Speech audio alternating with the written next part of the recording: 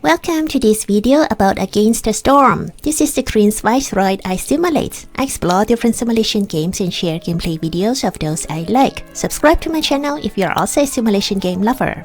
We completed our third settlement in the previous episode. Every time we complete a settlement, we receive rewards which can be used to purchase upgrades in the smoldering city. There are 7 branches of upgrades. From left to right, the first branch, Dim Square, is about trading, quicker trader arrival. Second branch, Bronze Forge, revolves around production speed. Next up, we have the Pioneer's Gate that will increase our village's speed. The fourth branch is the Obsidian Archive. It focuses on slowing down the Queen's impatience growth. I personally welcome Her Majesty's impatience because that counters the forest hostility growth. Nevertheless, there are reasons I need to progress further along this branch. Level 1 unlock deeds from which I earned more experience points. On level 8, it will unlock daily expedition. So even though it's not my preference, I have to at least work until level 8 down the Obsidian Archive branch. Okay, the 5th branch, Monastery of the Vigilant Flame. The name says it already, it's about burning duration of fuel in the hearth. 6th branch is called the First Dawn Headquarters. It boosts the chance of obtaining bonus production yields. That is nice. Lastly, there's this Vanguard Spire branch, giving resource nodes more available charges. Now let us unlock level 1 of First Dawn Headquarters. We gain a permanent plus 1% boost to the chance of obtaining bonus production yields. On top, we can spend our embarkation bonuses on vegetables and meat. And then I picked this tile in the Royal Woodlands as our 4th settlement. Allow me to fast forward to the 4th year to show you this interesting, dangerous glade. Here we have a destroyed cage of the war beast. It looks as if one of their war beasts got out and razed the entire encampment to the ground. The beast, usually obedient to its masters, must have been provoked by something. 8 minutes later, a 3 roaming war beast will make the forest even more dangerous. Hostility of the forest increases by 80. In addition, every newcomer caravan arrives with 2 fewer villages because the war beast needs food. We definitely will not let this happen. I'm more concerned about the working effect of this Glade event. The remains of the Royal Guard begins to decay, spawns from 2 to 3 pieces of living matter upon activation. That's not too bad. I'm going for the 20 Ember and 1 reputation point reward. Could the 2 of you investigate this destroyed cage, please? Right away, 2 living matters appear. More villages are needed to deal with them. They have this decaying food working effect. Cooked and raw food in the warehouse is disappearing at the rate of 2 items every 10 seconds. But they also give rewards. 20 resins, planting crops is 30% faster, and 20 crystallized dew. And the threats? -3 to global resolve. Okay, good. We are in a drizzle season. We have time before the storm season hits. Oh, this is bad. If we don't deal with them, more living matters will appear. Could the 2 of you investigate, please? And similarly, you and you, please investigate the other living matter. Much appreciated. Until now, my experience with dangerous glades is not that bad. Yes, the settlement needs to suffer the working effect for some minutes. However, it's totally worth it considering that we will earn reputation points and other lovely rewards. Further to those, we can see there are a lot of other resource nodes in this dangerous glade, plus a cache which contains reputation point again.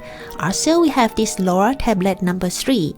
It's a decoration item falling under the harmony category. We don't have it this time. Sometimes we receive orders asking us to build certain types of decorations in our settlement. Let me move it to here, close to the hearth. 1 reputation point upon completion of the Glade event. Great! No more living matter will spawn, and we also get to pick another blueprint. I'm hitting the fast forward button again. We complete this settlement in 5 years. Also, we have completed 4 more deeds. Collect 10 reputation points through Villager Resolve, complete 30 orders, discover 30 glades, and win a game near the Corrosive Torrent modifier. That's not all. We venture far enough to reach this treasure chest, which contains 10 artifacts, and we are level 6 now. We have access to 3 more buildings, a new trader, and 2 more cornerstones. In the next settlement, the fifth one, I'm taking a more aggressive approach. I don't wait so long as before. I cut into a dangerous glade in the second year. This open vault, if left unattended, will kill every living being within a radius of 20 fields after 10 minutes. One working effect is ominous whispers. Our woodcutters and gatherers get a -12 penalty to resolve. This is serious. The lizards and harpies don't have enough resolve to take these hits. And then we also have the irresponsible archaeology. Impatience grows 100% faster. This is okay. Before we start working on this Glade event, let me remove lizards and harpies from woodcutting. Only the 2 human villages will get a severe hit on their resolve. Introducing harpy villages. Let me zoom in and see how they are doing in the herbalist camp. Long story short, we again complete this settlement in 5 years. So far, so good. You may notice that I fast forward quite often in this episode. That's because I want to focus on the interesting parts of each settlement, rather than repeating the same details like placing gathering camps, shelters, halls, etc. Speaking of interesting, our next settlement, the 6th one, has this modifier called Buried Mysteries. In the drizzle season of the 4th year, we discover a regular glade which contains this archaeological discovery. It says here that the queen offers a generous reward for unearthing this ancient skeleton. So let's get started. Checking the rewards, we see this one, the first stage of the process. It implies that there are more than one stage.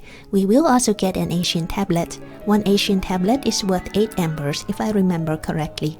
We need 8 bricks, 10 potteries, and 3 workers. The first stage is going to take 1 minute 37 seconds. After the first stage, we see some skeletons, but we don't know what lies beneath. To continue, we need 15 coals and 20 herbs. Please continue to carefully excavate and conserve the skeletons. The second stage is going to take another 1 minute 37 seconds. When this is over, more skeletons are visible. To proceed to the final stage, we need 4 tools and 10 pigments. The rewards are really lucrative. Gain 20 ember for every completed stage of an archaeological discovery, 3 solid reputation points. The full reconstruction of the skeleton will allow us to learn its history. So without further ado, please go ahead. It turns out this is the sealed spider. It is said that these creatures were once the faithful servants of the sealed ones, and like their masters, they were trapped underground for eternity. But even to this day, miners tell tales of giant spiders crawling up from deep caverns, preying on unsuspecting victims. Legend has it that these wild beasts fear only one thing, the holy flame. Interesting. What's more interesting to me is its passive effects. We will gain 1 ancient tablet for every 2 discovered glades. Furthermore, the 3 reputation points we earned mean we can now complete these settlements again within 5 years. This time we completed 2 deeds. Win a game with at least 5 ancient tablets and with a reconstructed sealed spider skeleton in the Scarlet Orchard. We can open 2 treasure chests, 15 machineries, and 10 machineries. Taking off the ancient knowledge deed also unlocks the big shelter building, which can house 6 villages. For sure, we should build this in our next settlement. Okay, I hope you enjoyed this video as well as the game. Stay tuned and enjoy Against the Storm. See you next time. Take care.